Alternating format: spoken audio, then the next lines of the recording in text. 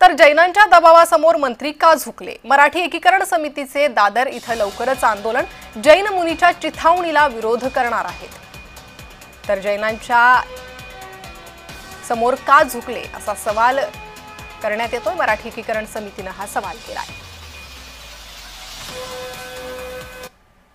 कोर्टाने सांगितलंय, त्यांनी आदेश काढला नाहीये बंद करायचा, ते महानगरपालिकाचे आहे आणि महानगरपालिका काय म्हणते, पोलीस काय म्हणते, कोर्टाने आदेश काढलाय।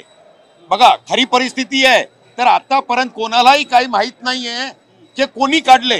आता जर कोर्टाने काढलंय तर आम्ही डोक्यावर बसू कोर्टाला।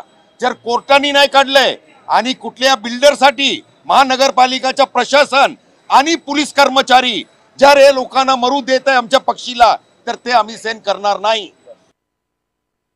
एक कबूतरखाना प्रशासनाने बंद केला, माननीय उच्च न्यायालयाने आदेश दिले आणि नागरिकांच्या आरोग्यास हा धोका आहे म्हणून यावरती निर्णय घेतला गेला। त्या ठिकाणी एक विशिष्ट समाज आणि त्यांच्या सोबतीने या महाराष्ट्र शासनाचे मंत्री जे संपूर्ण राज्यासाठी मंत्री म्हणून कार्यरत आहेत, ते फक्त एका विशिष्ट समाजासाठी काम करून या समाजामध्ये एक धार्मिक तेढ निर्माण करायचा प्रयत्न करतायत का?